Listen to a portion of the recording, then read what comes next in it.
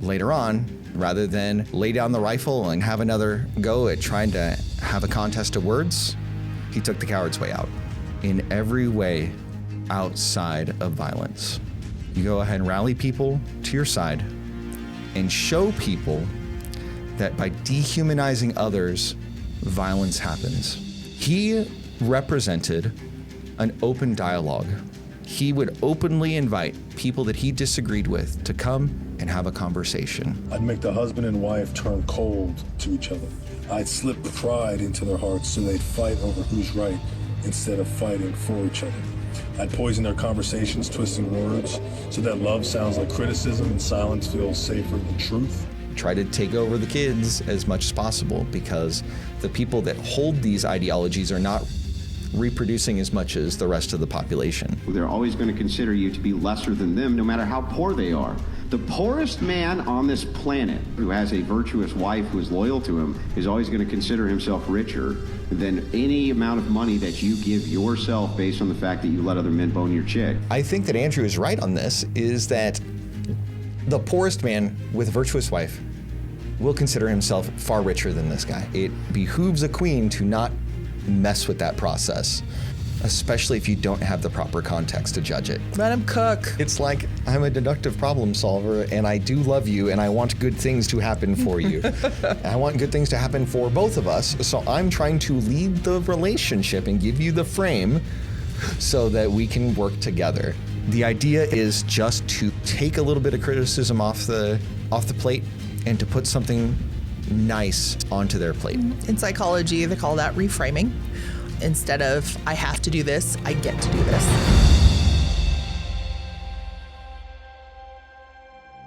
First up is a tribute to Charlie Kirk. May he rest in peace. He had a lot of wonderful contributions to the world. He was loved by many, vilified by many still, but he's had several messages that have a lasting impact on society, and I think that this first clip says a lot about things, especially given the context of this week. Bless his wife, bless his family, bless his kids. Yeah. I go around universities and have challenging conversations, and because that's what is so important to our country, is to find our disagreements respectfully, because when people stop talking, that's when violence happens. I've never seen someone do this. Well, it's a growing trend because people like me are facing violence, assaults. The left. The left. Yes, the campus Antifa. I've been stormed out of restaurants. I've been assaulted publicly, multiple death threats. Okay, so what's your goal in all this? There's more people that agree with me than some people would actually believe, and they come out of the woodwork when I do stuff like this. We record all of it so that we put it on the internet so people can see these ideas collide.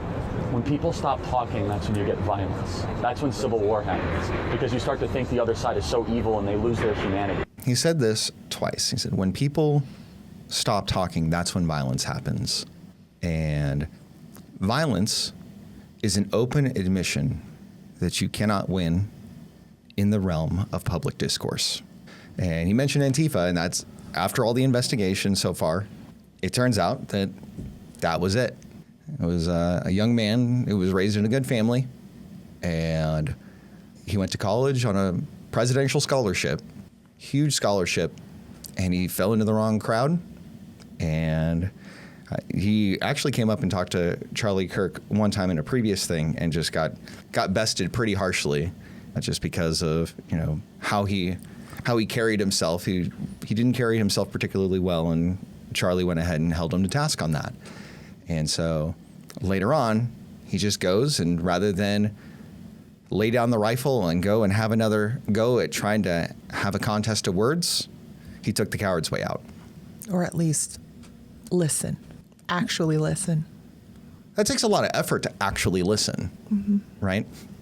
And it's interesting because, you know, I was genuinely surprised at the reaction this week from the left. Like, I knew that there would be plenty of crazies, but I did not know just how many would go ahead not only condone this kind of political violence, but would encourage it further. So I'm going to go ahead and give a message to people both left and right. If you think that taking up arms to solve this problem, it will not. I know that this is very contentious on all sides, picking up your rifle to try to solve this problem will only exacerbate things and will only make things worse. And it sucks because it is very easy to want to get vengeance and to want to go ahead and put your foot down and to do something physically and viscerally about this thing. But the truth of the matter is, the way that you defeat this is soundly in every way outside of violence. You go ahead and rally people to your side and show people that by dehumanizing others, violence happens. We saw the same thing with Martin Luther King Jr. We saw the same thing with Senator Kennedy. We saw the same thing with President Kennedy. It's the same pattern. And what's interesting is I saw another clip by George Carlin where he was talking about how the people that get assassinated are not the kinds of people that are truly evil. Usually the people that get assassinated are the ones that are encouraging people to live harmoniously with others. Jesus, Gandhi, Martin Luther King, President Kennedy, Charlie Kirk at this point. He represented an open dialogue. He would openly invite people that he disagreed with to come and have a conversation. And it is far easier for people to take things out of context and smear his name than to actually contend with the ideas that he stood for. That's what I found very interesting was, one, people who threw out these, comments like he's racist, he's a bigot, he's a misogynist. It's the same words. I'm sorry, but, and then either parroting what they've been told or heard or, oversimplified, commentary that they've just heard and they're echoing back. Sure. And throwing out cherry-picked quotes and doing those kind of things without actually either one processing it through your brain and like looking looking into it and providing actual, even if you do provide the receipts in the form of aforementioned evidence. Like long form you're talking about? From which it comes? Yeah. Okay. They're not going to take the time to actually do that. No. They're only giving the cherry pick thing for effect on purpose. Doing these things and throwing those kind of, terms out there, you are portraying the very thing that you are laying at his feet. Well, it's interesting because he would never go ahead and paint anybody in that way. Yeah. Well, no. But they're like, he's a bigot. And yeah, they're using the shaming language on him. He hates, the one that I saw the most is like, oh, he hates black people. It's like, hate black people. This is what he said about black pilots. And it's like, he was talking about DEI, the actual policies, and using that as an example. Sure. That's not the same. It isn't, but the thing is they take it to be the same because it's easier to simplify the idea than to actually contend with it. But it's like, that's actually focusing on the race issue is actually pretty racist. Well, right. And calling him that based on one soundbite or one little, image that they've seen with a quote of his that's very, truncated for effect. Yes. That's pretty bigoted, actually. Well, it's incredibly bigoted. But the thing is, the fundamental question to ask in any of these things is cui bono? Who benefits from this kind of truncation and who benefits from this framing and phrasing? They get to trumpet louder. Sure. They get to just more of the same that we've seen from before. Right. Where he was trying to offer something different and actually invite people. And there have been times where he was like, wow, you actually made me think about this. Thank you. Thank you for the opportunity to learn from someone else. Sure. And it's interesting because people frame him as being far right, but he was a moderate conservative. He was pretty milquetoast in the policy prescriptions that he would provide. And so when you go and you kill somebody that is on the opposite side as a moderate, who do you think you're going to get to replace him? Who's actively trying to reach out to the other side. Right. And so the whole point of it was to go ahead and cause a chilling effect and to cause people to not be brave and courageous in the face of that kind of violence, where it's that kind of violence that deserves the scrutiny. And I've really tried to small doses of the internet lately. but I haven't seen super much since an individual was apprehended. Okay. But and definitely I haven't gone into any of the commentary because I don't want to see now people who respected him say, yes, string him up, because that is the opposite of what should happen. Yeah. Yes, it's heinous and whatever, but it's let the justice system handle it. Let it be. Right. It's done. Yeah. And something that is interesting is that his own father was the one to encourage him to turn himself in. And I think that speaks very highly of the father, that he didn't try to go ahead and hide his son's shame. Right? Like, if any of our sons did something so heinous, we would take them to the police ourselves because we didn't raise them to be that. And it's just one of those things where I've got to give that father respect. He didn't raise his son to do that, but he held them to account. And it's a sad commentary on what's going on. But once again, I encourage everybody to denounce this kind of political violence and to not just paint your political opponents with a broad brush and to be lazy in the way that you engage in ideas and thoughts. Take some time, do the learning, actually figure out what your opponents stand for, and actually beat them in the realm of ideas. Do not resort to this nonsense. And that's all I got to say on that. So I asked ChatGPT that if you were the devil, how would you destroy a family? Right? And so what it said is, I would not come with fire and horns. I'd come quietly. I'd make the husband and wife turn cold to each other. I'd slip pride into their hearts so they'd fight over who's right instead of fighting for each other. I'd poison their conversations, twisting words so that love sounds like criticism and silence feels safer than truth. I'd keep them too busy, too tired, too distracted to pray, too rushed to sit together at the table, too numb to notice that they're drifting apart. I'd whisper selfishness is freedom, that pleasure is more important than sacrifice. I'd make sure that they compare their marriage to others until they believe that they're missing something. And the children, I'd attack them early, making them doubt their worth, their identity, their place in the home. I'd plant seeds of rebelliousness, loneliness, and shame until they stop trusting their parents. Most of all, I'd make forgiveness feel impossible. I'd let little wounds fester into deep scars until the home is no longer a sanctuary but a battlefield. That's how I would destroy a family, slowly, quietly, until they don't even realize that.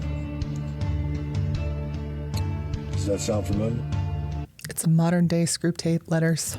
Okay, so for people that don't understand the reference, what was the Screwtape Letters? It is the devil telling his little demon henchman how to mess with man so that he completely turns from God. Okay. It was written by C.S. Lewis, and so it's basically this little guy that's trying to go ahead and get this guy off the path. And it's not like this, what we know as this titan of the faith, attended Oxford and all of that. And he just grew up knowing this already, and he just put words to it. He was actually admitted to Oxford because everybody else was off fighting World War I, and he couldn't. Mm-hmm. And he sought to he was an atheist, and he sought to prove that there was no God. And this is what we got. Yeah, and he found God in the process, which is interesting. And Narnia. And Narnia. Sorry, I need a bright, happy thing to think about right now. Right. This is all, it's very heavy for me. Mm-hmm. So I think it's interesting because at the beginning of the Screwtape Letters, and just like this video kind of encapsulates, it's subtle things. It's not the obvious things that break relationships. It is the little things that pile up over time, where a little bit of inattentiveness, a little bit of withholding, a little bit of lack of togetherness compounded over time leads to the devastation of the family. This is a lot of what we have been saying, especially to establish a strong foundation, mm-hmm. but also to guard that foundation and not allow even the smallest things to put small cracks in it. Yeah. And taking time to address them as they come, right? Or even if it's not like known right away that it is a crack, and then it's just taking the time to be open about receiving feedback and like looking to identify like root causes. Because sometimes the thing that is being argued about is not the actual thing that's going on. Mm-hmm. Usually it's something that is a few steps before that somebody just trips on along the way. So I think that's interesting that it's very often not the actual death blow that happens. It is cracks earlier on that you trip on to cause the death blow. Mm-hmm. Now, I thought that there were a couple of things that were really interesting that he pointed out. The first one was comparison in marriage. I often find that comparison is the thief of joy. What do you think about that? I think the more prevalent culprit in marriages these days is competition.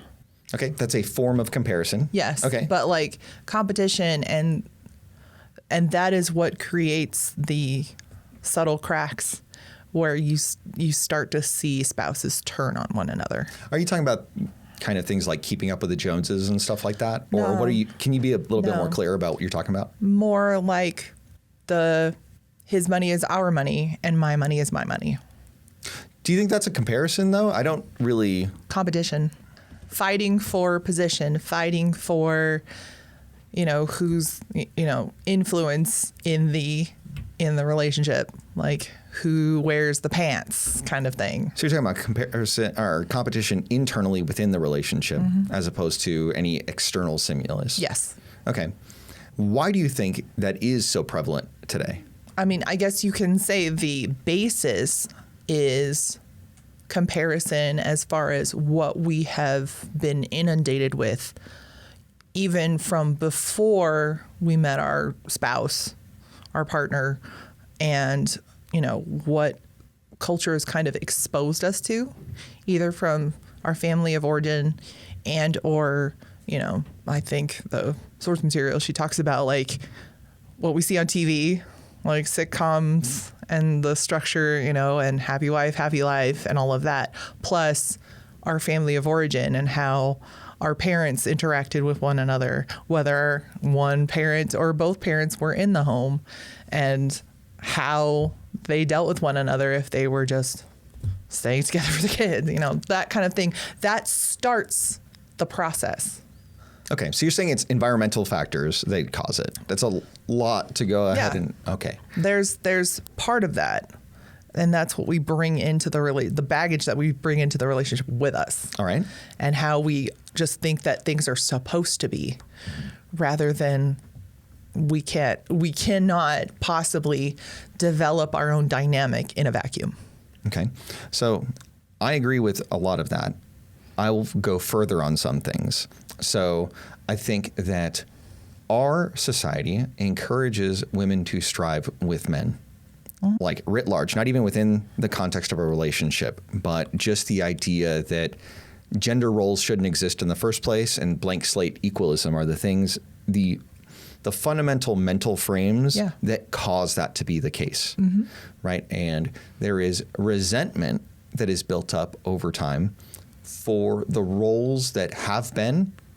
And so a lot of times people will refuse to accept those roles, whether it's to their detriment or not.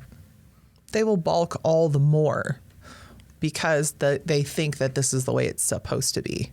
A man can do anything, a woman can do anything a man can do, and we're all basically the same. So, and then there's just comes this entitlement. Well, I'm an equal partner. I should be making, equal amounts of decisions and blah, blah, blah. Well, it's interesting because this goes back to like feminism in a lot of ways, where you want all the power, but you don't want the responsibility that comes with it. Yeah. You don't want to have to put in the work. If you saw like the quietness was like, and then I don't want any. But when it comes time to accept the consequences, good or ill, they want all the good stuff, but none of the bad stuff. It's like you want to cook, but you don't want to be exposed to the fire, right? Are there any other things that really stuck out to you about this video? I really appreciate that he talks about that it's very subtle, and you don't understand what's happening until it's pretty much already done. Sure. And he talks about how, selfishness is freedom. Yeah. Well, that's one way to look at it, and it's typically the way that it is looked at. Yeah, I think it's similar how people think of like faith. Like, oh, you want to, tell yourself you can't do this and this because some fairy tale book told you to do or do not do this stuff. Oh, okay. So just using the idea of license as an excuse to shout down other things. So the fact that, is that what you're getting at? Yeah, the whole concept of freedom in Christ is not, they're like, that doesn't even make sense to people. That's crazy. Well, a lot of people don't understand what that means to begin with. Yeah. Right. But they won't even hear it. Like they're not even, it's like, no, we're not even going to go there. Because they're busy like deriding flying spaghetti monsters and things like that. Is that what you're getting at, or what are you getting at? No, they're so ingrained in, no, I'm going to do what I want. That's what freedom is, being able to do whatever I want. Okay, so this goes back to having the freedom and not wanting to have responsibility. Yeah, essentially. Or accountability for the things you do with your Whether freedom. or not people are cognizant of that. And then talking about making the home, instead of a sanctuary, it's a battlefield. Yeah. And that's honestly what drives fathers out of the home. Oh, yeah. If they're not welcome at home, they're going to go ahead and find their belonging elsewhere.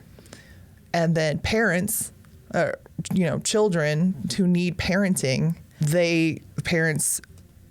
it's tough. They're like, I'm not qualified to do this. And they send their kids outside of the home to be educated. And even if they go to church, they shove their kids into a Sunday school class and go, you teach them. It's like, no. This should be an enrichment of what you're already doing at home. Yeah, I think this goes back to a conversation we had either last week or a couple weeks ago where you were like really for those people that were engaged in their children's education from a public school mentality, and that you're kind of giving benefit of the doubt to like parents in that case. And I think that in this case, you are closer to the mark where you are saying that most of society is not putting in the work.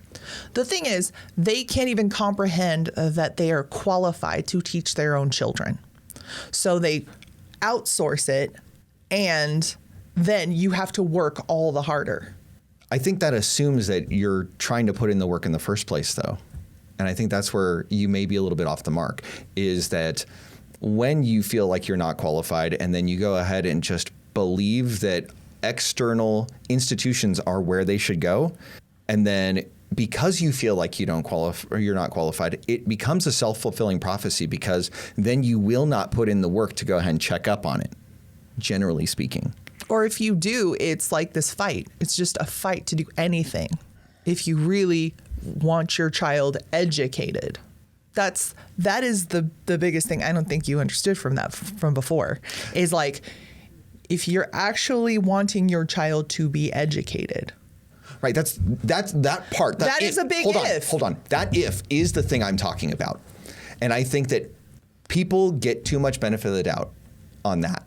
Because yes, I think that generally speaking, people want better things for their kids than they wanted for themselves. I think that's a generally accepted principle. Okay, that's why we have what we have. I'm saying I was already starting with that assumption. Okay, and I think that would be, like, that's a great assumption, but I think that if you look at people's behavior, it doesn't go ahead and, like, stack up in a lot of ways. Well, that's what we do here. Mm-hmm. If you want a lasting relationship that's successful with a great bond with your kids and stuff, this is what we're doing. Mm-hmm. So if part of that is making sure your kids are well educated. Mm-hmm. So that's what we're starting with. Right, but I think it's important to go ahead and have like a clear mind on it, and to go ahead and represent that it does take a substantial amount of work, and this is for the people that are willing to put it in. That's why I started with what I started before. Okay. I don't think it was super clear, but we could just move on at this point. What else in this do you think is noteworthy? That is the big thing, is it starts with the people in the household to start to pit them against one another, and to where the climate within the home it's essentially toxic. It's essentially just a place that people don't want to be, because it should be the one place where everyone feels the safest, and it's home for everybody. It's your home base. This is where you should be able to feel safe, connected, whatever your most valued tenets are, and it's not. And so outside the battle, inside the battle, where do you get to rest? Nowhere. Yeah. That's the thing. So I think that dovetails into something that I thought was really noteworthy that he put out there about children. And the idea was to go ahead and attack their worth and their identity slowly over time. And I think we see that in a huge way in our current society. We have a lot of confused people that don't know who they are, whose they are, and what they should do with their lives or with their time or anything. They just have a hard time with any direction whatsoever. And I think that having a strong home helps to get that going in the right direction. Like you've got to stand for something. Yeah, you got to stand for something, or you'll fall for anything, right? And I think it's interesting because there's a lot of families that'll go ahead and raise their kids, and then they'll get to university, and then they'll get to the indoctrination camp where they'll try to take over the kids as much as possible, because the people that hold these ideologies are not reproducing as much as the rest of the population. So they have to go ahead and get the kids. If they can't get them in K-12, they're going to try to get them in college, which is sad. But I think it's just a lot of kids are not prepared for that battlefield when they go to college. Like we talked about how when we transition to college, a lot of times there's so much freedom, but then like that freedom can be caging at sometimes, right? Because we were so accustomed to things like passing periods and school bells and things of that nature to give us structure. And without that externally imposed structure, you need to have your own moral disciplines and moral clarity to be able to operate as a self-sufficient, self-reliant person. And I think that by attacking the worth and identity of children early on, it goes ahead and weakens them to the influences and makes them susceptible to the influences later on. What I found interesting with this, the whole last week, I actually I think today came across a video from a school bus driver, an elementary school bus driver. Okay. And the children on her bus route were actually talking about things like this. They were talking about, and not just like, parroting what their parents said or whatever. They were actually referencing videos where they were, there was a subject matter, and they were actually talking, well, I heard him say this, and I heard them talk about this. And they were actually really having productive little, little people conversations. 8-year-old level, conversations about things, like open dialogue. It's almost like we talk about, men when, like, you gonna put up with that? And they didn't even know they had a choice. Sure.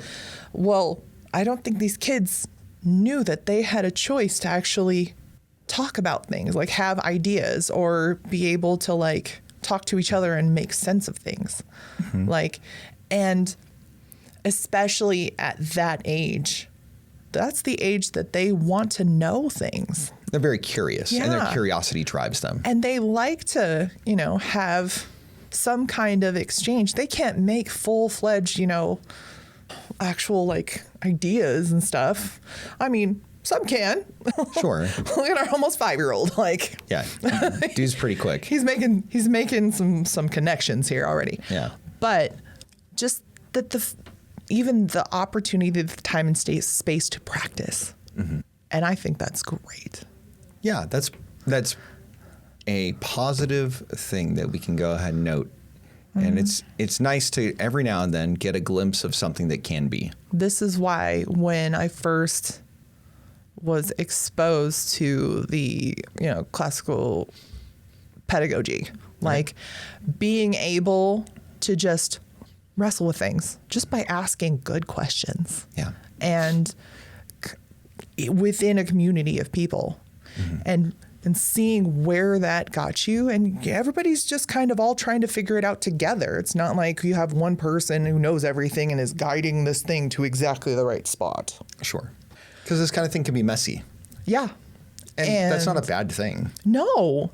And sometimes, yeah, especially we were just talking yesterday about in science where, people do some experiments, they have some ideas and they come out with more questions than answers. And that's okay. I think that's good science. Yeah, that is good science. Right? I think it's interesting when you have like externally financed research, and oftentimes like they'll go ahead and cook the books to go ahead and get the response that they were looking to get paid for. Right. And it ends up being like a bastardization of the scientific method. And you see this a lot in sociology and psychology, where a lot of the experiments they run cannot be replicated. And that really calls into question a lot. That is in science. Right. Well, I mean, they're soft sciences to begin with, right? Mm-hmm. Because a lot of the things that we would do to set up proper controls and proper variables for these kinds of things are kind of illegal to do. Yeah. Right? We're not going to do the vault system. Yeah, we're not going to do the vault system. We're not going to be vault tech. We're not going to be vault tech. And like that puts constraints on the left and right boundaries of what they can do, like in terms of actual experimentation, which is a good thing because, dude, the Fallout vault system is crazy. Like, don't go on Wikipedia and go look on all the stories of the vaults. It's kind of horrific. Sure. Like, who even thought of this? Or like Black Mirror. Yeah. That was another like crazy thing of like mental experiments. But going back to the topic, I think that it's worthwhile to work towards giving your children a mental frame of reference to a lot of things and to help them build up, with your assistance, a way to look at the world and to challenge it from different angles. I think that's the thing that a lot of people do not do, is take the time to challenge it from different directions. No, they want to soak in an echo chamber. Right. And I think that kind of like hammering a lump of metal into a sword, it requires pressure from multiple angles to create something worthwhile. So from the time that I was a young mom, one of the more veteran moms at the time started a group of moms, a moms group here in town. And now she's actually a school board trustee. And, we have very differing views on education. Sure. Clearly. Okay. But when, there was things flying back and forth in the last couple of days, she actually screenshotted one of the things that I commented. And she was like, that was amazing. I was like, well, thanks. But it was really cool because it led to like this little impromptu exchange between us about, because we know that we are differing on a lot of different things. Sure. But we talked about the lost art of disagreeing without being disagreeable. Right. And I think that's incredibly important. And the fact that people will just throw something out there that they've heard, and when they don't get an echo chamber response back, they just throw out insults. And nobody knows to actually like critically process what they've heard and really go back to like, was that really what it was? And I'm not saying that I'm not going to equivocate, Mr. Kirk with Jesus, because that is, even he himself is like, no, absolutely not. Sure. But well, shoot, even Paul, when, in Acts, they're like, oh, hey, we should worship you. And he's like, bro, like, that ain't it, bud. And like, imitate me only in as much as I imitate Christ. Right. Like, I'm just the mirror. Okay. That's okay. But it's been interesting to see things that have been thrown out there, like the cherry-picked stuff. Sure.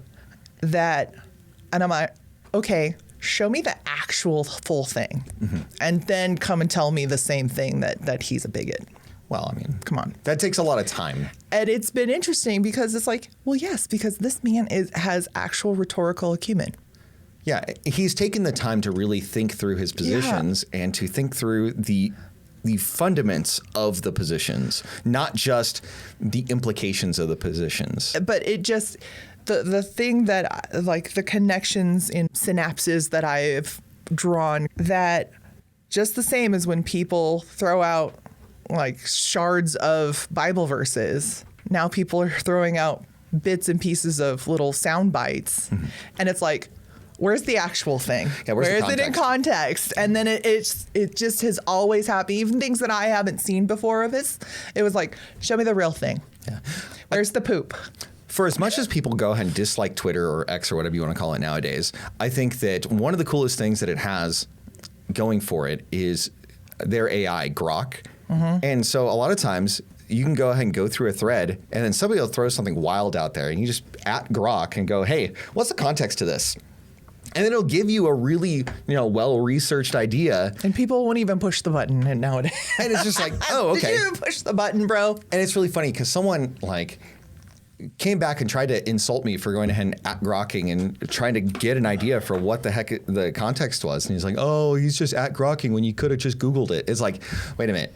You don't understand that when I go ahead and hit the at grok thing. It's pulling the internet. It's doing the Googling. It pulls the internet. Sure, it's public so that other people can go ahead and see what's going on as well. But the thing is, in order to get the same quality of search on Google, I would have to take so much time to provide the proper context first to get what I'm looking for. With the quotations and the plus signs and the commas, all of that, it does it for you. Yeah, whereas Grok will go ahead and look at what's going on in the thread and provide you a response based on the context at hand. It's like, it's not meant to be the be all and end all, but it's supposed to get your brainium going. Sure, and you can go ahead and ask follow-up responses and all that. And it's nice because if somebody else has the same line of thought, you can go ahead and save them some time and be like, oh, okay, yeah, here's the thought process. Here, I Googled it for you. Well, I mean, sure, but like in a less condescending way. No, it's like, I'm actually doing my due diligence to do this. Well, yeah, it's sating your curiosity for curiosity's sake and figuring out, hey, where are the receipts on this? In an efficient way. In an efficient way, right? And then... No, AI is not supposed to replace your brain. Stop. No. But if you can go ahead and work it really well, it does help in a lot of ways. It does. Yeah. It cuts a lot of that, let your fingers do the walking. Cool. So we've veered pretty far from how the devil destroys a family. But... Grok is not how you destroy a family. It is the slight cracks that develop along the way that go unnoticed and uncared for. We're cute. We bicker. It's adorable. We prank each other. Nope. Stop. That ain't it, sis. These are the things. Cool. Somebody's going to take it too far, hurt somebody else's feelings, but you're supposed to take it all in stride. You're supposed to have, because people don't want to do the work. This is why we can't have nice things. It's because people don't want to put in the work. Mm-hmm.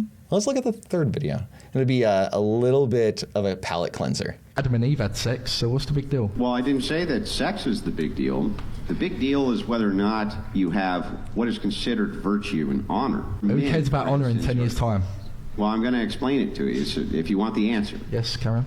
Other men are always going to see you as a cuck because they consider this to be low virtue. They're always going to consider you to be lesser than them, no matter how poor they are.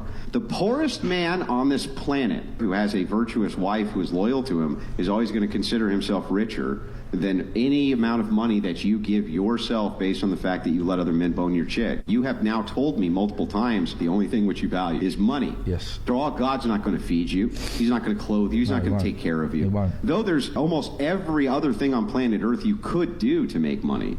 You took the easy path to make money, and you shared the one thing that men never share, which is their woman, in order to do it. That's why all men everywhere will always consider you lesser than they are. Wow. Sorry. So that's a bit of a palate cleanser, right? So I was talking about palates. Yeah, right? Sorry, I just was like looking at those. I was like, oh. It's like, and I'm thinking Toothless Joe in the trailer park is richer than you are because he knows his wife is his and he'll be back from, driving a truck out on the road to a woman who hasn't thrown her stuff out there on the internet or wherever. Right. And has a hot meal waiting for him and a warm hello. Sure. And So that's one comparison. But then to take it even one step deeper, it's not that she's just going out and doing whatever and by choice she is staying home. This guy is actively getting other dudes to sleep with her. Yeah, I remember, like, I don't know, maybe I'd seen another thing, like a second clip or whatever. Right. And that, yeah, and I think it was after I'd seen this one. Okay. And I was like, wait, what? Oh. Yeah. Talk about fast money, slow problems. Fast money comes with slow problems. These are going to be the cracks in the foundation. What do you mean cracks? This is just like a gaping chasm at this point. It's like, what do they call it? A sinkhole. Yeah, it's like you're taking a jackhammer to the foundation of the relationship, and you're just like, you know what? Let's have the canyon. Let's see how the house sits when we have a canyon underneath it. Like, there's no way that house is standing. And everything. Who knew that would happen? Oh man, who knew that would happen? Yeah, this is just insane. And like, I think that Andrew is right on this. Is that the poorest man with a virtuous wife will consider himself far richer than this guy. I think I read that somewhere. You going back to Proverbs? Going back to Proverbs on that one? Yeah. Strength and dignity are her clothing. Yeah. Don't take those off. Yeah. For other people to see. Like, if strength and dignity is being taken off in your own, bedroom for your own purposes, then like... Hang those up in your own house. Yeah, and then or one person. You get her back into them afterwards, right? Like, it's just one of those things. It's a sometimes food. Secret. Yeah, but anyway, like, this is disgusting, right? Yeah. Pretty clearly. But this guy has got this smug look on his face the whole time. Yeah, and he's like, you said that all you like is money. He goes, yeah. Yeah, money. It's like, okay. I was like, it was just like, I felt like I needed to go take a shower. Right? Because I feel gross for you. Yeah, like, what the heck is this guy going to do when she leaves him for another dude? Like, there ain't no rings on them fingers. There's probably no paperwork. I don't know. The money isn't coming from him. No. The money is coming from her. Again, see previous episodes with things about, like, she makes more money than he does. Right. So he's a cuck in more ways than one. Right. And so, yeah. Bottom line, gentlemen, don't share. That's disgusting. Don't do that. And these guys that do this, they are contemptible. And like, by all means, you can look down on them because, I mean, they're making their own choices and their consequences will come to them. So that was a wild set of reacts today. Let's go ahead and actually get into what we're talking about today. So you sent me a video from Allison Armstrong. I don't remember what the podcast was called, but you kind of introduced... Two fun guys. Just two fun guys, a smaller podcast. But she's done a bunch of other, podcasts and stuff, kind of trying to sort of expand her sphere of influence. Yeah, and you just kind of put her on my radar as far as like when you were looking at the first 15 minutes of the podcast, you're like, oh yeah, this kind of this jives. To be honest, I just kind of watched 10 minutes of it and I was like, this could be a thing. And just kind of tossed it there, and I kind of thought it would sit there. Yeah, we had some mixed files. We had some mixed messages on this one, but that's all right. We'll talk through it anyway. And it was more of an exercise in figuring out our process, like for this, like professionally. Sure. Professionals, but I'm not a professional. But like, getting more of our dynamic here and helping us learn about this new facet of part of our relationship. Yeah. Which was interesting, but also just an exercise in this kind of. It kind of became very meta. Okay. A meta lesson. Cool. Can you go ahead and tell the audience who this person is and kind of like the gist of what she's about? Okay. So basically, she started almost figuring this kind of dynamic about relationships out when she was a teenager, when she was very young. And even when her when her kid was small. And all of a sudden, she was like, I figured in all this stuff. But then she kind of pushed it aside for almost 3 and some change decades. And finally now in her later years, she started to write a novel that became like this big allegory for how relationships work.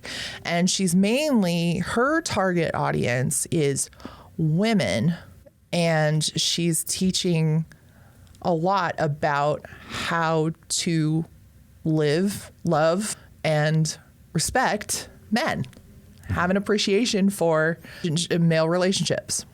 And so that's the overlap. Yeah, it was just, I don't know how it came into my algorithm, probably from, here and there and everywhere. And then it just kind of tossed it in my way. And I was just like, because for me, the thing was, it was called The Queen's Code.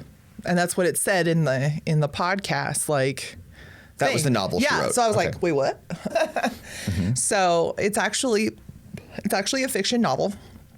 And I probably, when I was younger, I would have been like, ooh, this sounds cool. But I would probably be become more of a self-helpy kind of reader. But just sitting there and listening to her talk about it was like, I was like, okay. And my ears pricked up, and I was like, maybe this is a something. So there's a lot of overlap. It's interesting how she kind of finagled her way and how she kind of took the long way, it seems, where we kind of found this a lot more on a direct path. Well, I think it's interesting because she came to it from a different set of experiences that we did. Whereas for a lot of it, we have foundations that led us to this a lot more directly than having to go ahead and go through all the experientials to get there eventually, right? Which is a very different way of getting to similar thought processes. And we'll go ahead and get through that here shortly. But the fundamental problem that she kind of like puts out there is the war between the sexes. And the idea that there are broken cultural narratives where men are considered to be defective people and women are considered to be nags.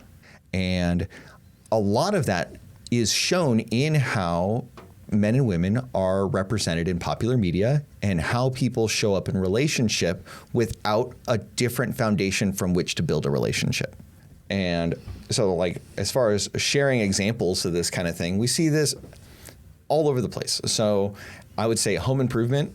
You remember with Tim the Toolman Taylor? That was kind of like a big show in the 90s that went through this where, like, Tim Allen was playing a character that, was a good husband and father, but he was kind of like, a bumbling dad kind of character.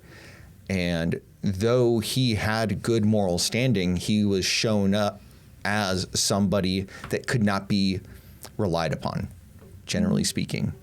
And that his wife, Patricia, had to go ahead and do like all the big important decision making and all the work, and she could be depended on for everything. But then she showed up as a nag rather than showing respectful consideration for her husband. And I think that in a lot of ways, the writing for that show was a little bit ahead of its time in some ways, but in other ways, it was serving as a foundation to build a broken future. Definitely. And it's almost like they tossed him a proverbial bone by making him like a home improvement show host. So giving him kind of a manly job so he could grunt to his heart's content at work before he got home and got emasculated. Browbeaten at home. Yeah. And then I think really shows like Everybody Loves Raymond took it a step further. Yeah. Where, okay, they made him like a sports writer or something. I don't remember. I don't remember exactly either. I really didn't watch the show because already it turned you off. It was definitely leaving a sour taste in my mouth. Yeah. Whereas, like I was part of that, 90s TGIF culture, watching Full House and all of that stuff.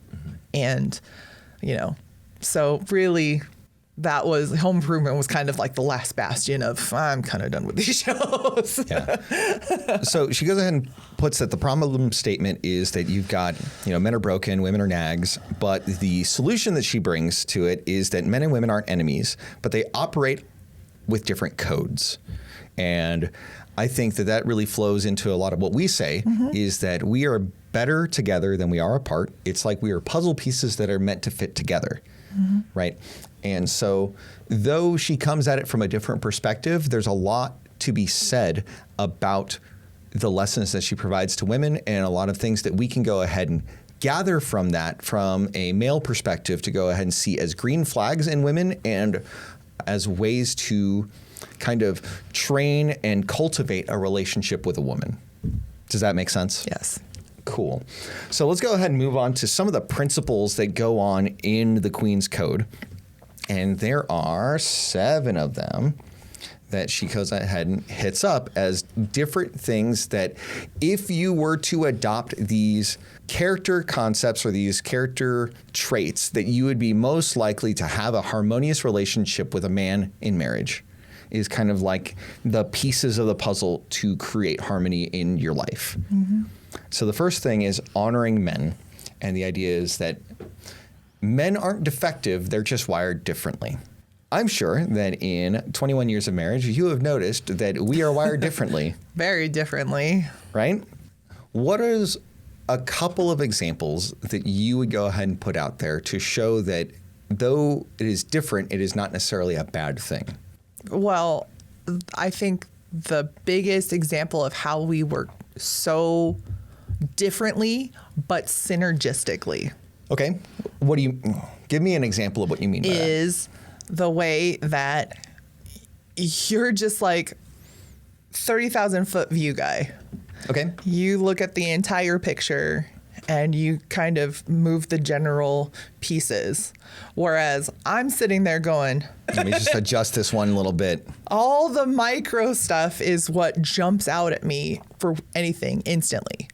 I am all about the logistics, the details, so you're going to tell us, hey, Christmas, time to go visit Grandpa. We are going to leave at on this day and come back this day. That is pretty much all you'll start with as far as the general framing. Mm-hmm. It's a good word for that, by the way. Yes, it's definitely. And we've talked about that, working within framing and polarity and all that stuff. And then, so I instantly go, okay, so I have an appointment here that I kind of got to move back one day, or can we shift dates? Mm-hmm. I have this that we need to do, so we're going to leave on this kind of, and I'm already framing out the logistics. And because of many years of practice, but if anything that we haven't done before, I'm looking at Google Maps to look at the good routes and see, about 8 hours in, which is when we should stop here, and like how long it's going to take us. Should we do it in 3 days? Should we do it? I'm the one doing that. Mm-hmm. All of the detailing. And then I go and look at how many days, how many nights. Okay. And then I tell the children, you'll need this, then start coordinating with my mother-in-law. I could go out through the whole, okay. Let me just not.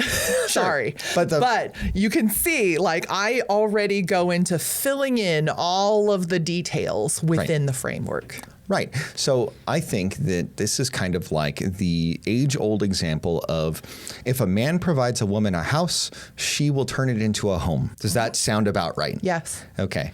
That's a nice, concise way of putting the idea. So it's like, you can handle all the stuff and make all the things work and tell me when the closing date is. I will start looking over the pictures and figuring out what furniture is going to go where.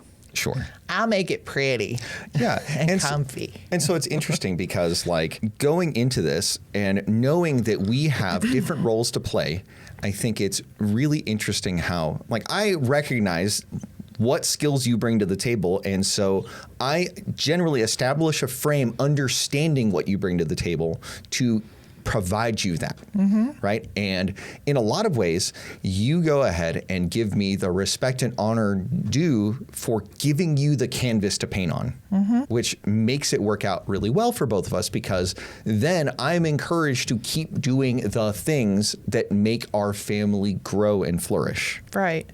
The thing is that within 21 years of marriage and 26 years together, we have already developed, we started, back the truck up, all the way at the beginning, what our family values.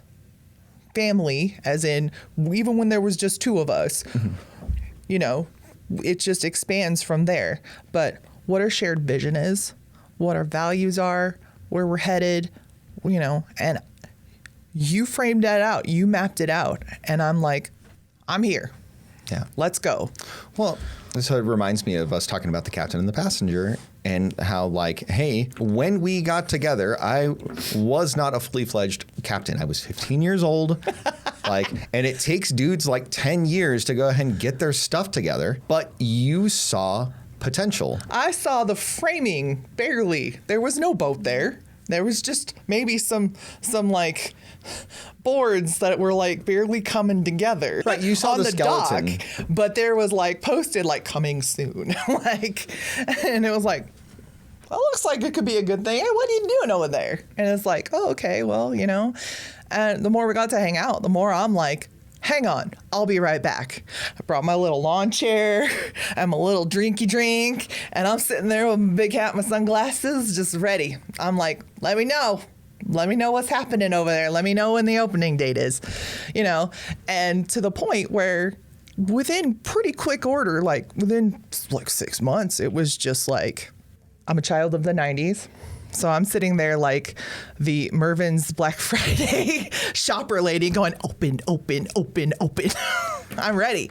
I was down. I was there. Mm-hmm. So by the time it was like, and done, I'm like, ready to move in now. Yeah, like you knew what was going on, and I had like set the vision, I had set the course, I had built us a great foundation, and you're like, yes, I am on board with all of this. It's really funny because thinking about when we first came to Texas, we were seeing our house like being built as it was and walking through even just framework going, I know what I'm going to put here. I know where this is going to happen. I watched the whole process. So I was... You talking about the second one we lived in here or the first one? The first one. Even like it was most, I think maybe it doesn't matter, but okay. I think you're thinking of the second one, but that one too. Yeah. Sure. Yeah. But already, when you are in like Flynn that early, like you are already becoming more intimately familiar with, what was happening and honestly more invested to the point where there's those things like on social media where it's like, if you could visit your 18-year-old self and you had 3 words, you can only say 3 words to your younger self, what would you say? You know what I would say. So, well, let him know. Marry him now. Right. I didn't need to wait those extra 2 years. And I mean, they were for a purpose. I found out now, 10, 15 years down the road, finally, I got an answer for that, which was great. Not super like integral to my life. I would probably gotten it there anyway, but God has his reasons. I'll ask him later. Sure. I'll ask him when I get there. But it worked out the way it worked out. But yeah, I was already invested. Yeah. And it's just interesting when we go ahead and talk about like honoring men and the idea of respecting respectable conduct is a huge deal because it gives us the fuel to do the things we need to do, because a lot of times we face just incredible challenges just like making it in the world. Yeah. And I mean, getting from a net negative worth. Right. Sure. Like, honestly, we were in the hole for a lot. So to not only make it, but make it well. Sure. Is an amazing accomplishment. Yeah. And I think that's why it bugs me so much when people go, must be nice. It's like, oh, you don't even know. Like, don't even. Yeah. Don't even. So getting back to it, so providing the respect for respectable conduct is one thing. And then criticizing respectable conduct because you see it differently is something that's just going to break the ship. And it's a form of mutiny. Well, especially from where you sit. You don't know what the rest of it, especially if you're in a position like me where most women actually are, no matter if you make your own, you even make, a fair amount of the bacon. Right. Doesn't matter. We operate on kind of a selfish basis. Like we see the bubble that we see, and to be able and to have the audacity, honestly, to take your limited vantage point and tell the person that you profess to love more than anybody on this planet, and you say, how dare you do that to us, when you don't even know what they are seeing from their vantage point. Right. Audacity. Well, sure. And you're not even taking the time to ask the question. Yeah. You don't even give them the courtesy.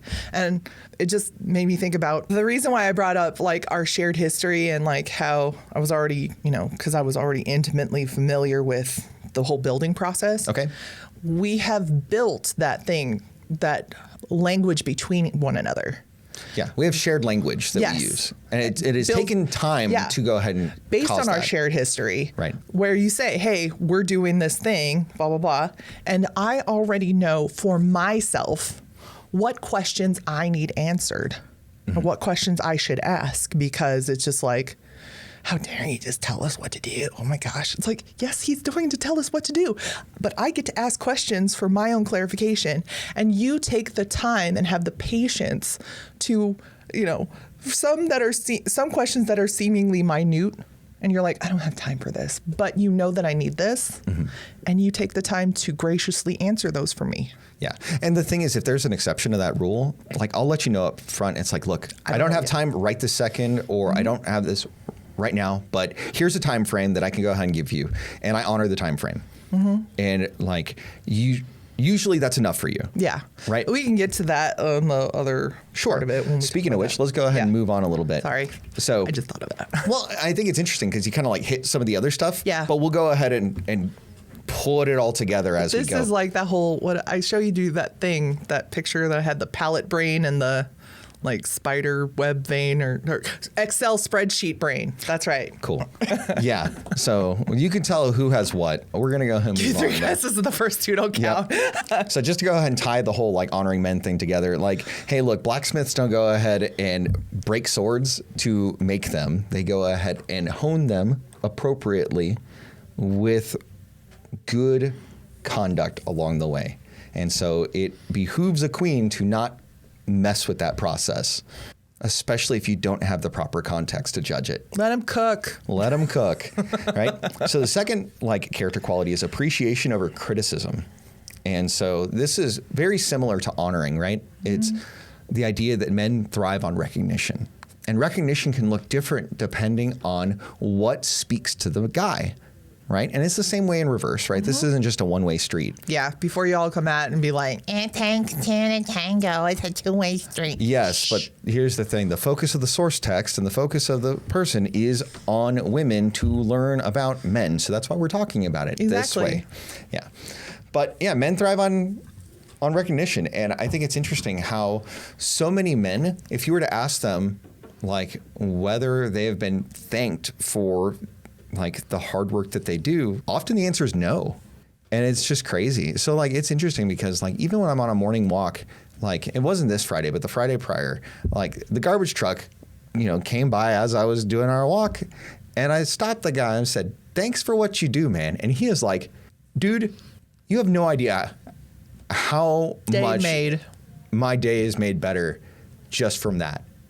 Because like, to a lot of people, things like waste services are just like this seamless process. But there are people in that process to make it work. Yeah. You see how many people, there's always one or two that complain when there's like a holiday like delay in their garden. I'm not going to be able to, I have to work. It's like, these people need time to enjoy their day off. Yeah. Like, come on, man, chill. Yeah. Or when we had the flood in the city and there was like, my garbage didn't get taken. It's like, do you understand that north of town is like flooded? It's completely devastated because of they're trying things. to pick up debris like from people's broken houses, and you're complaining about your cat litter didn't get taken out from your 6 cats. Yeah. Stop. Well, and it's interesting because like, so to go along with that idea, like, we see the same thing with like our UPS driver when they go ahead and bring stuff to the shop for restocks and things like that. We always take the time to go ahead and thank them and to offer them a drink. And like all my employees know that if a UPS driver wants to go ahead and get a drink, they're welcome to do so on my tab, right? Because appreciate the heck out of them because they go ahead and handle business day in and day out. They keep our business moving. And the logistics and the supply chain help us to go ahead and supply the needs of our customers. And I would be remiss if I did not appreciate their part of the process. I love that our son, our oldest son, he actually, whenever he hears like the Hausfrau go off and tell us, you know, somebody's coming up the walk, he always like, one, takes a look. Who's coming to the door? Is it somebody who's a solicitor and they don't see a soliciting sign? No. If they see that, he sees that uniform, he makes sure to time it just right where he gives them some time to walk away if they want to.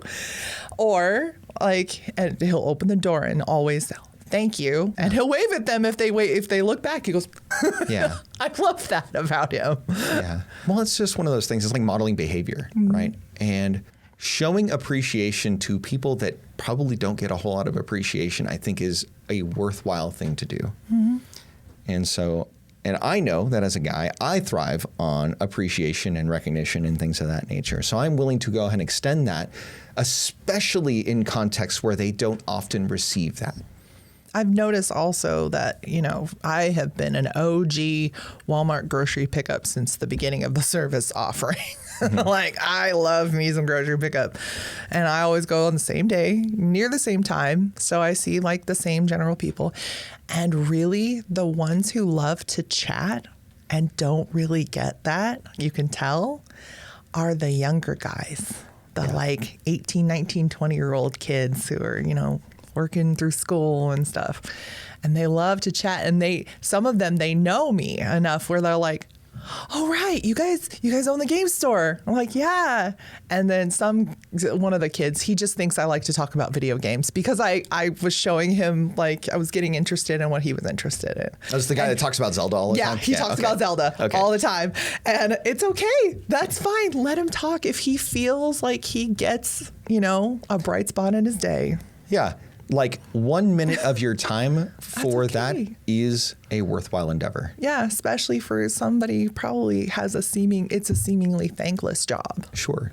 Well, and it's a way to go ahead and like humanize that, right? Again, because when you dehumanize anyone or any group of people, that's when bad things happen. Well, I think in a modern context, the idea of like appreciation not being a thing is you see so much like sarcasm and mockery and like, oh, we just bicker, we're just cute. And those little things eat away at a relationship over time and will go ahead and cause the end of it. Because in a way, it dehumanizes that other person. Yeah. So moving on to the next thing is the idea of making requests and not demands. So a lot of times, women will go ahead and nag as a matter of resistance or a matter of unmet, unexpressed expectation. Oftentimes, when there is nagging, there is something that is to be done without clear boundaries and guidelines as to when and how. Or almost like just do the thing. Right. But then I have all of these unstated or like, you know, inferred other things tied to it and or a certain way I want you to do it. Sure. But most of the time, it's like when you think about it, it's like, do you want it to be done or do you want to be right? Sure. And like if you ask women, they want both. It's like, no, pick one. Just pick one. Well, and if you don't just pick one, then you end up with like situations where you emasculate the guy and you build resentment between both of you. Yeah. Right? Because you're an ag. If you expect him to read your mind and he cannot because I'm not a mind reader. Most men that I know are not mind readers. I don't know too many mind readers among men. Maybe there's some magical unicorns out there. I don't know. But the point is... Good for you. Yeah, good for you. The point is that having your expectations known and expressed does not take away from the result. And I think far too often, women will go ahead and take the fact that they have to explain things as some sign that the man does not know them or care about them. And I hear not so much that like women don't like telling people or telling their partner or whatever what they want, blah, blah, blah. I don't want to have to tell them every time. Yeah. And it's like, but if you flip that script and they have to tell you every time, but then the thing is, they don't care. Y'all don't care a whole lot about a whole lot of stuff. Yeah. Like we do. We want a certain thing and blah, blah, blah. And especially if these things like change, like what you do for your birthday or what you do for... Don't even care. Yeah. Most of the time. It's like, I don't care. But we do. And we want this whole thing. And then we want it to be organic and meant and romantic and blah, blah, blah. It's like, no. You can't have all of it. Like, do you want it exactly the way you envisioned it? Or do you want it to be like, oh, so spontaneous and well thought out, or, you know, that they, the gesture that they thought of you? Yeah, pick a lane. Pick a lane. Right. But they're like, I'm tired of saying it over and over. It's like, okay, but the thing is, we are a constantly moving target. Be honest. Be honest with me. Yeah. We are. And that is not, we talked about, like, if you want this whole thing and you want to have your needs met, you need to also look at observe the other person and figure out how they're expressing their love and concern for you. Yeah, and not only that, but like if they're asking clarifying questions, do them a solid and actually give them an honest answer. Give them an honest answer. Even if the answer is, I don't know. Yeah. At least that's fair. At least it's fair, yeah. Instead of, you should already know. Yeah. I've already told you. Well, apparently you didn't tell me in an actual like language with words. Yeah. It's so funny because like as you're talking about this, it reminds me of like interacting with ChatGPT. It's like, unless you give it the context, it's going to go ahead and give you this wide array of stuff that doesn't necessarily line up with what you're going for. There we go. We should do women's training. Just try and get something out of ChatGPT. Oh my gosh. Yeah, that'll be interesting because the thing is, like, if you're asking for something completely different every time and you don't give it the proper context, you're going to get really frustrated really easily. I've had to like repeat whole steps of things, trying to get like answer keys for like literary analysis and stuff like that. Oh my goodness. And it's been like, no, just answer these. Answer these by chapter. Answer these by chapter for all the chapters. Answer these by chapter for all the chapters and the epilogues. It's an exercise. It really is. Go fight with ChatGPT. And then tell me that like your husband should already know. Yeah. So like it's interesting because it reflects what you give it, right? If you give it a prompt that's not precise, it'll go ahead and give you all manner of things that you did not ask for. That's a hilarious little development there. So it kind of reminds me. That was funny. Kind of reminds me of that, and I think that I was amused. That if women go ahead and were to use ChatGPT, they might go ahead and see what the other side of the coin looks like a little bit. And it's an exercise. We're not like actually equivocating men's brains to AI, because no. No, but there are some overlaps. There's a lot of, especially in the way that women deal with men. Yeah. So I think the way for women to better get what they want is to go ahead and make a request with some clarity, right? It's important that you give honor to the other person by being clear in the things that you're asking for and giving grace when grace is needed. That is the biggest part of that. Right. I think and the time and space to like negotiate. Yeah. I think that a lot of times people do not have the mental or emotional energy needed to give grace because their like brains are fried and their emotions are fried and all kinds of things. And also, we talked about originally that your original starting scripts come from your family of origin. She said how it was modeled for you. I love that because I'm a classical teacher. So how it was modeled for you, right? Relationships and what was fed to you through culture. Mm-hmm. Like we do not get things completely. We don't get a clean slate to figure it out in the vacuum of an actual new relationship. Yeah, because a lot of times you're bringing in the baggage from previous relationships, your family Those of origin, filters. all these filters that you bring into it. Yeah. So if you can just kind of work it out as you know, And test- dynamically as possible. and I test guess. your assumptions and test Yeah. your filters, because maybe the filters don't make sense and don't serve you. Yeah. Right. Consider maybe, just maybe, that you're the problem. Or at least a contributing factor. Yeah. Right. So let's go ahead and move on from requests, not demands, to things like different operating systems. So dudes are deductive problem solvers. We're really good at taking a look at different things and coming up with the solution to the problem.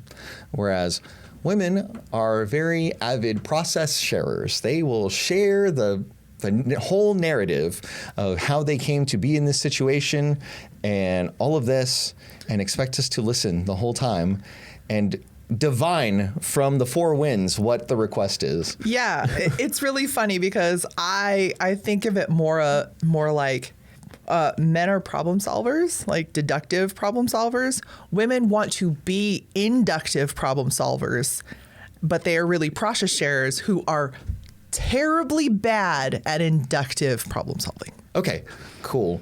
Let's go ahead and pull the spaghetti strings on that one a little bit. What do you got? That if you think about, so she talked about the guys came up with these questions to ask her, Okay. and was like, okay, let's test this code.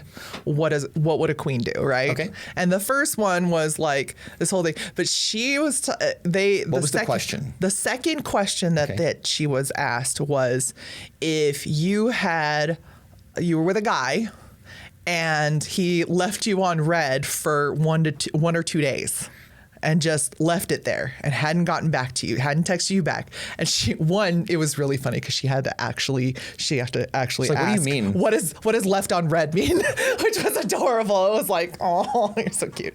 So once she understood what that was, she's like, why would you care? Like, maybe he's busy. Like, she's like, but she was saying pretty much what most women do is they're psychoanalyzing the whole thing. Right. It's like, maybe he went hunting, you know, like, but, you know, I'm sitting here going, oh, well, he read it. Maybe I said something wrong. Maybe I shouldn't have. And well, if I say something now and if I try and like, am I nagging or whatever? And then she'll essentially, she said, she'll take it back to the coven, right? Yeah. And everybody else, she'll like probe the hive mind to psychoanalyze it. Right.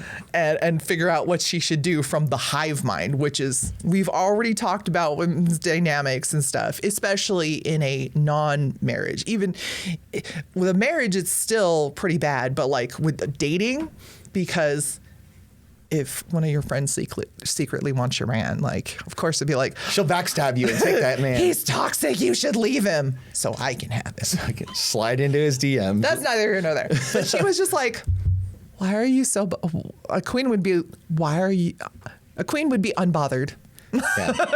Like, leave him alone. Maybe he's busy. Sure. Like, personally, I tried to kind of, when I first saw the dynamic of them asking her questions and what a queen would do, and she was, you know, talking about like the birthday and how do you envision it. She's like, go tell him what you want, duh. And I was like, of course. You wouldn't even play. Like, you wouldn't even engage with that. It's just like, here's what I want. This is my birthday. This is what I want to see. But with this, it was like, well, just tell him, hey, are you okay? Let me know. And leave it. Like, that's what like my genuine answer, you know, being, you know, part and adapting most of the script that she's purporting. But she was just like, who cares? Like, he'll get back to you when he's able to, or not. Yeah. Why do you care? Well, I think the interesting thing is the message is sent with expectation, and the expectation is unmet, and that's why the anxiety comes up. Yeah. In the first place. Mm-hmm. That's the whole source of it, is that there is anxiety, which is why it becomes an issue. Yeah, she talked about, like, it's almost like women in their psyche, they're like a dog when it comes to, I'm not saying that women are dogs, okay, stop. But they're like that in our need for reassurance. Yeah, and the security gland we talked about, where it's like, I don't it doesn't matter if 2 hours ago you came up and you were just like all like, oh, it's so cute, I love you, okay, bye. It's like, no, I need this right now. Like, it's for all of a sudden it's like going off for no reason. And it didn't matter. It's like a dog where you go out to like take out the garbage and you come back in like 2 minutes and it's like they haven't seen you in years. Oh my gosh. It's like, what? Really? It's the same thing. Yeah, and sometimes it's just one of those things where a lot of times women completely forget about stuff that has happened in the past, and they're like, well, what have you done for me lately? Is kind of like the modern woman's like thing to bring to a relationship, which is really toxic to it. Yeah. I've done that. Sure. I am guilty. Right? And the thing is, you know better now. And and it's interesting because we talk about this as part of like the differences between men and women and how they treat relationship, where why men think they should have some kind of grace in like relationship equity, and how like in reality, it isn't it, because the guy consistently has the burden of performance. Mm-hmm. And whether it's good or bad, it just is. And the sooner you realize that it is what it is, the better off you'll be. Against it and kind of taking it in stride. Not even like working with it or pandering to it, right. Just kind of taking it in stride. Yeah. Though you can gamify it, and I think it's probably better for guys to do that. Funny. Is if you know what's up, it's better just to go ahead and like rattle the hamster cage from time to time. Spin the hamster wheel. Just spin the hamster wheel. Go ahead and start the drama. Get ahead of things so that you can at least drive the train. So I think that's hilarious, but like that's probably a better way to do it. Yeah. So let's see. I think this comes up a lot in relationships when a woman wants something but wants the guy to listen, and the guy just wants to solve the problem. And I think that it's interesting because in our relationship, the way that we've handled this is at some point I just got frustrated with it. And I'm just like, hold up. Do you want me to listen to you or do you want me to solve the problem? And like, I'll just flat out ask you. Yeah. And like the first couple of times I did it, you got real mad at me. Yeah. I was like, you got real mad. And I'm like, babe, you got to trust me on this. I'm really trying to go ahead and help us both out. Deductive problem solving, right? It's like, hey. Let's cut the BS. Do you want me to just listen to you? If so, I can give you 3 minutes of undivided narrative. Go ahead. Yeah. If you want a problem solved, point me at the problem, give me a range of acceptable solutions, and I'll get at it. Right? It's just one of those things where like, and it's solved so many problems in the relationship just from asking a simple question, where the first couple of times I asked it, you were so upsetty spaghetti about it. But then over time you realized, well, shit, that's kind of smart. Well, I'll be.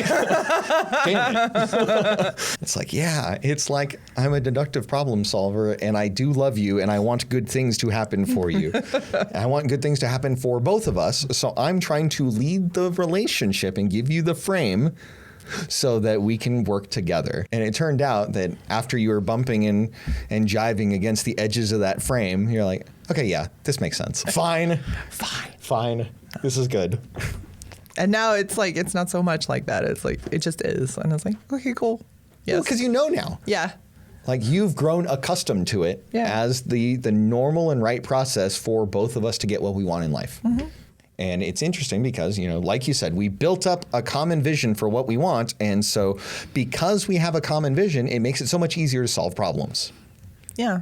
Because we don't have to fight about vision, or we don't have to fight about direction.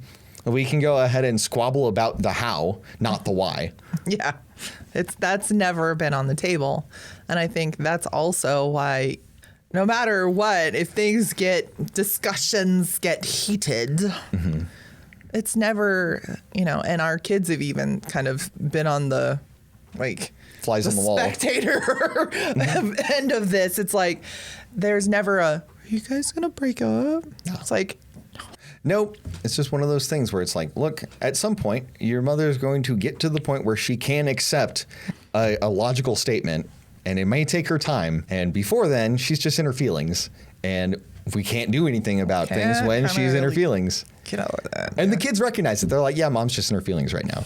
And it's like, yeah, mom is just in her feelings right now. Let's give her a little bit, and then we'll try to land the plane from there. And usually it works out. Yeah. Now, so one part of this thing is that a guy just wants to solve problems, but then another part where the exact opposite can be true and also cause problems. This is where the woman is, doing her narrative, her like spaghetti ball explanation of things, of the process, and the guy just doesn't say anything. And that just goes ahead and increases anxiety, and like she gets mad at him for like being disinterested or ignored. Right. And it's like you, as a guy, both sides of that end in failure. Yeah. Right. And there's very little space in between those, and that is not fair to the guy to put that on him. Right. And so if you are seeking to build relationship, you got to find a way to expand that margin, and like cutting the bull crap and asking the question, hey, do you want me to listen or do you want me to do something about this? Yeah. It helps to build that margin.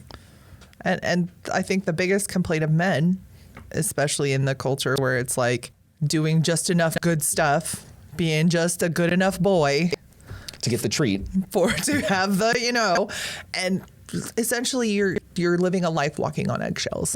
Yeah, and that's not healthy for either side of that equation. That's not okay. And it's like that's toxic. Mm-hmm. And she's the source. Yeah. So let's see. The next character quality is things like men need both purpose and respect. We talked about the respect aspect of this, but I think hitting on purpose is something that we can go ahead and dig in a little bit on. Like, men need to both be trusted and to have responsibility. And I talked a little bit about this in the like masculine framework, videos. Yeah, the confidence past. And competence and stuff. Right. And like the fundamental responsibilities associated with like biblical manhood is like a work to do, a will to obey, and a woman to love, right? As fundamental responsibilities for a man in order to have purpose and meaning. And a lot of times in a modern context, men are stripped of those cultural norms and they don't have a clear vision of what to replace it with. And so I think it's important for guys to figure that out for themselves. Yeah, I think it's the most shameful part. Like I'm just gonna say the weird thing. What do you got? It's a shameful part of the feminized society where they yank that, they rip that away from men, like forcibly, like rip it from them, and don't put anything there. No, they do. They put a checklist of no's. Do not be this. Do not be that. That's a nothing burrito. I understand, but the thing is that is the replacement. Is a checklist of don't be this, right? Without a fundamental vision for what you should be. And I think that when you trust in society to tell you what you should be, in our current society, you are depending on the wrong thing. It is like building a house on a foundation of sand, where I think it is much better for men to find their purpose, find a mentor, find things for them to go on adventure for, to find themselves and to find their why. That's where you're going to get shamed into saying you're a jerk, you're toxic, and the alpha whatever is used as a pejorative. And it's bullshit. It is. Because if I you won't want say it because I'm upset by that. Yeah. If you want men to be strong and can go ahead and handle the challenges of life, they need to have a foundational grounding purpose. And our society does not provide one. This is literally what men are built for. Let them do it. Yeah. So when guys bear responsibility and bear increasing responsibility, that helps them to become strong, independent thinkers and leaders and the kind of men that women would want to be with. And so if you strip men of those foundational responsibilities and that pathway to gain that responsibility, you're going to end up with what we have now is a bunch of weak men. Mm-hmm. So moving on, because we hit most of the respect piece earlier on, but the next piece is women's influence. And how to influence is very important for how to get what you want and to don't sell out your future for today, right? Is if you want to try to like control him, you're not going to see the fruit of his development. It's just the same as fast money and slow problems. You're gonna rob yourself of tomorrow for something mediocre today. Yeah. So what are some examples of how women might influence their men in an unhealthy fashion? Okay.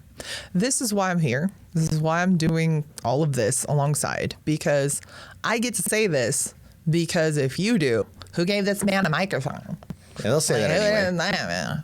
It's like, why is podcasting equipment so cheap? All this other stuff. Otherwise, it's me. It's like, you're just parroting your husband's rhetoric. I'm like, no, actually, I have a brain. I'm pretty well educated, pretty well, like, I'm not well spoken because sometimes ADHD brain, but I have thoughts in my brain that are my own. Trust me. I didn't pick her just because she's tall. Yeah. But influence versus control is like the same kind of, it's along in the same vein as the argument. Well, if I have to do that S word, submit, it means I'm becoming a doormat.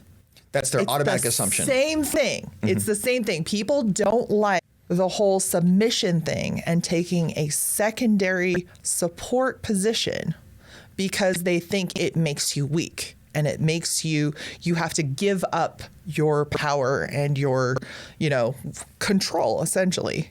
And you're just letting your man walk all over you. And that is far from the truth. One, it takes a lot of courage and confidence and knowing your worth to place. And also, it's a very big indicator of you know yourself enough to pick someone good. Well, you picked him. If you're like, oh, well, he just did all this stuff. You picked him, especially if you decided to build a life and have children. That is like, you picked him. You did it. So as far as this, you get to be, and honestly, if you subscribe to a biblical mindset the biblical formula for this, you are called upon to be a trusted advisor. You don't get to just throw out your opinions and that makes you the nag. That is where the nag comes from. You need to be, especially if you're in the home and you see what you see from your perspective, you're the one who's the boots on the ground. You tell Mr. 30,000 feet what you're seeing respectfully, see aforementioned. Also, you already have that whole shared vision and stuff, so you know what we're about together. And you share respectfully your perspective, what you see as a need, a way to get there with all the reasoning behind it. Don't just pull it out of your butt, and come correct. But know yourself, trust him enough that you can say, this is my perspective, here it is, and you leave it there. And chances are you're not even going to get your way, or he's not going to make the decision you want him to, even half the time. And you're okay with that because you picked him. Sure. Because you have the shared vision and you subscribe to the whole thing. But you are called upon to share your perspective and leave it there. And trust that he is making the decision for the betterment of the family, right? And not just not incorporating or disregarding your say on purpose for the sake of disregarding it. It's if it is disregarded, it's disregarded for a purpose. Maybe you're not seeing something in your perspective that he is, and he's going with a different decision. And being okay with he has made the call and he is bearing responsibility for the consequences that come with it, whether they're positive or negative, right?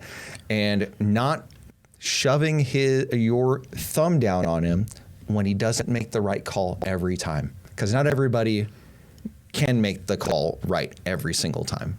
I'm pretty sure majority of the time, especially if you really did compare apples to apples and you got to make all the decisions from the same perspective, you'd probably get it right worse. Or far less often. Far less often, sorry. Yeah, you're good. Yes.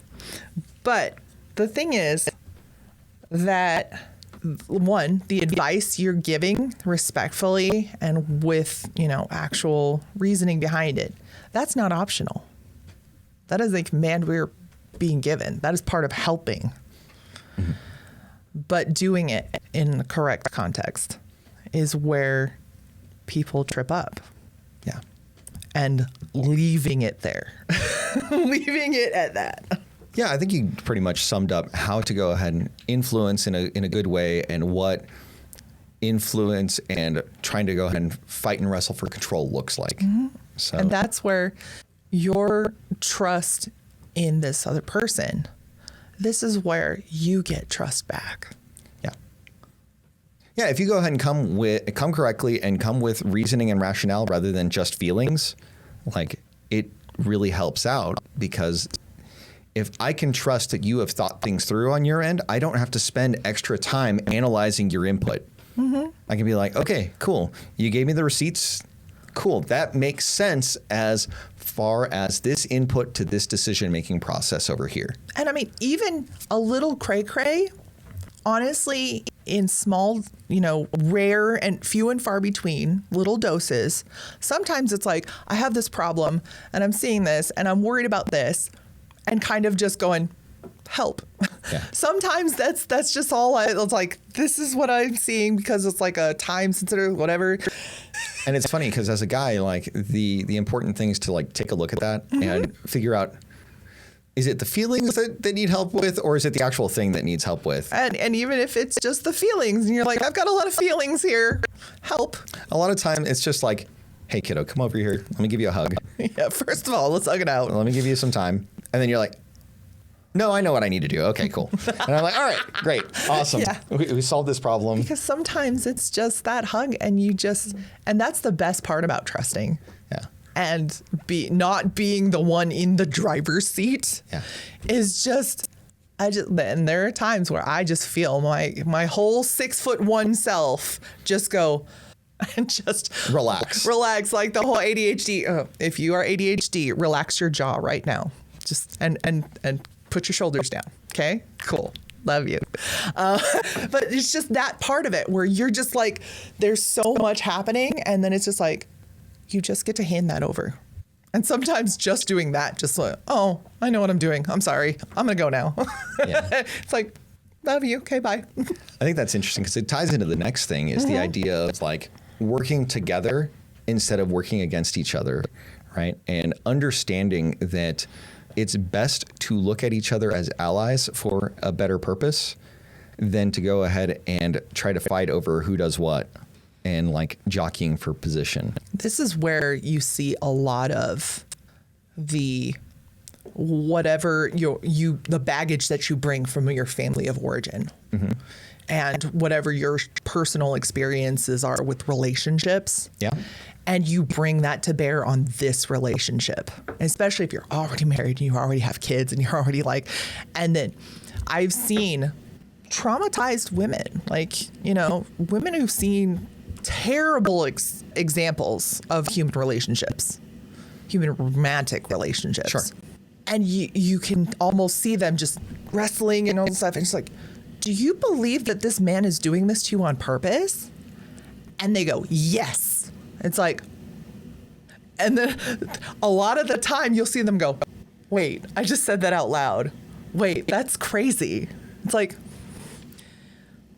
okay, cool. Like, now we have a place where we can, but if they seriously still are looking at you dead ass, uh-huh. and they're like, yes, it's like, you might need some professional help. Yeah. Like, real talk, we spent the first year of our marriage, honestly, learning how to fight. Yeah, and fighting fair. Yeah. Right? Because we didn't have common language at that point. No. We didn't have a lot of, like, rudimentary structures for how we go ahead and relate down. Like, we were dating for 5 years, but it's different when you're married and you're like, okay. Different when you're married and you spent most of your relationship at a distance. Yeah. So it's just interesting where it's like, really take a hard look. And if you really think that this person is your adversary, one, you might need to reconsider some things.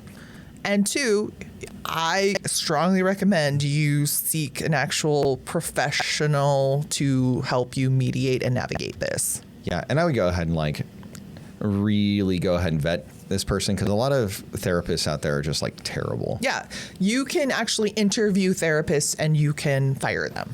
Yeah, and it's just like, know what you're going there for, right? Yeah. If you're going there to develop teamwork, then go develop teamwork. The best thing is I knew for like a lot of complex issues, I found a great therapist when she actually sat down the first session and we went through the whole shared, like, personal history and all that stuff. And then she goes, what is your objective here? What are our objectives? And she actually had a document with a flashing cursor and she wrote these things down and we struck through them as we went through. It was amazing. You can keep going until you find a good one. Sure.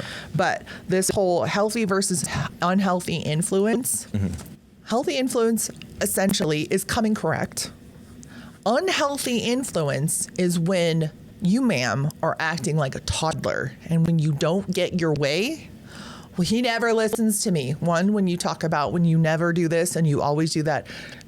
You're wrong at that point. Basic therapy 101, you're dealing with extremes and catastrophizing everything.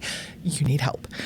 But toddlers talk that way, and people who are trying to manipulate. It's emotional terrorism. Yeah. Don't do that. Cool. So now that we went through these 7 different character concepts, let's go ahead and start landing the plane with some practical applications. All right. So we want to go ahead and impress upon you some things that you can do, practically speaking, to make your relationship a little bit better every day. And the first of which I would say is, each day, if you can, find a criticism that you're making and replace it with a statement of appreciation. It can be something small. It doesn't matter. The idea is just to take a little bit of criticism off the plate and to put something nice onto their plate. In psychology, they call that reframing. Instead of, I have to do this, I get to do this. A lot of people, especially in the military community, I've seen the whole, like, it annoyed me every day that he threw his socks and his underwear on the floor in the same place. I even put a laundry basket. It was still on the floor. Why do I have to always pick up his stuff? Again, catastrophizing. Until they weren't there on the floor anymore. And then they felt sad about it. Yeah. Yeah, because they missed it. So I don't have to do this. And a lot of the things, especially in the throes of like rearing young children and stuff like this. This is a cliche and a platitude and stuff, and it doesn't help. It's not helpful. But it might at least give you a second to think about things like that. Yeah.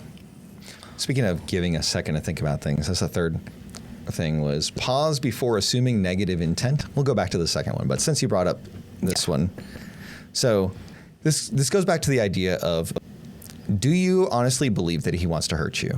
Chances are the answer is no. Yeah. Do you honestly think that this person that you stood up, most people, before God and everybody, and declared that you love this person more than anybody on this God's green earth, that they are out to personally destroy you? So often, the answer is no. No. And if the answer is yes, like you said, Seek help. go seek help. Please. And for me. And this goes both ways, right? Like, if she's saying something crazy, most of the time the answer is not to just go ahead and fight fire with fire. Most of the time the answer is just to take a beat and be like, what? And then, or sometimes if you're at this place and you can't even say that, well, no, they're not out to get me. But even if you want to say, no, they're not, and you can't, you're still so much in your feelings. One of the things that you might consider is going, I am too emotional about this. I need to cool off and make an appointment with one another. This is one of the things we learned in therapy that first year. Make an appointment with one another, time and date. Write it down in each other's view to pick it back up. I'm going to give you a warning. You have to have a lot of self-awareness, and you have to have the ability to think while you're being emotional. And a lot of times this is much harder than it sounds. Yes.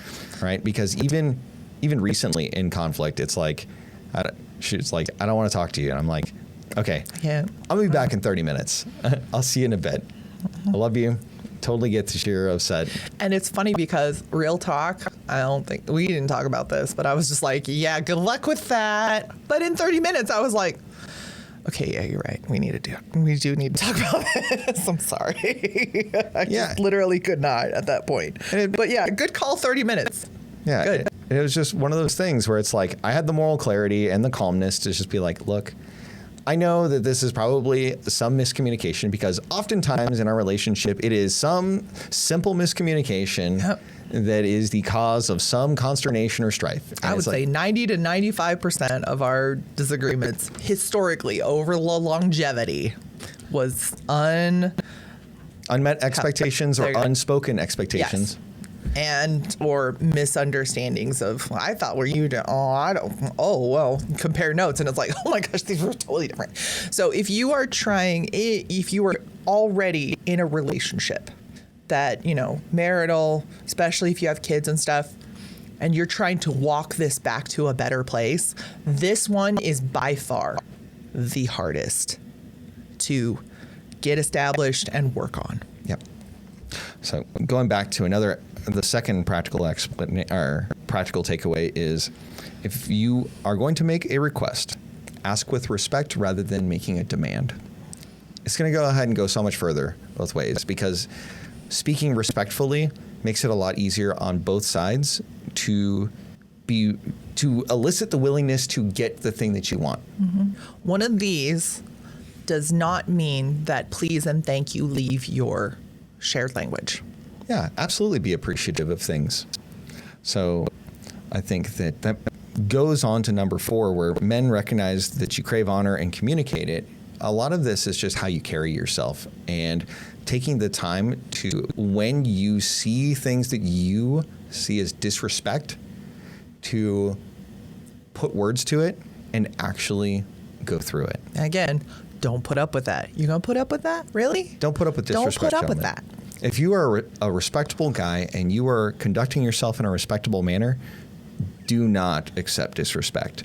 And you can go ahead and handle it in a variety of ways. Mm-hmm. And I think it's just better to go ahead and keep even-headed about it, because a lot of times the women don't understand what is going in to cause that disrespect or the feeling of disrespect. Especially if you're starting the process of walking this back, you're gonna be met with that tantrum, manipulative, unhealthy thing where it's just like, you're such a jerk. Don't you talk to me like that. It's like, don't talk to me like that. And she'll just escalate. It's like, I'm sorry we couldn't have a productive conversation, a productive exchange. Yeah. Walk away. And dude, if you're dating and she can't go ahead and get her emotions in check, walk away. Like, that is a red flag that I would not want to deal with, because trying to go ahead and actually train that out of her is just going to take so much effort. And then the last bit of practical wisdom is, women, go ahead and test giving honor to men and see how they respond. Foreign concept, I know, but crazy enough to try, right? Because especially people who are in this space where they know something radical needs to change, or this ain't gonna work, this might be the thing that's crazy enough to work. Yeah. What do you have to lose? What more do you have to lose at this point? Mm-hmm. And then let's go ahead and wrap up with, here's the question for everybody, is where have misunderstandings between men and women hurt your life, and how could a shift in the way that you act change the story? So I would invite you to go ahead and put down in the comment section below a story that you might have where expressing respect has changed the context of a relationship for you. I'm really curious to have this not be just shouting out to avoid. I'd really love the feedback of hearing and learning it within a community of things where we start to move these needles back. Yeah. So one quick closing statement is, At the Heroes Forge, we don't talk about being better men. We go ahead and do the work. And I just want us to go ahead and express that we're helping to bring about that work so that we can go ahead and do it and choose better women to be with and build our boats together. I just go ahead and encourage you to subscribe, hit the like button, and join us for more adventures down the road.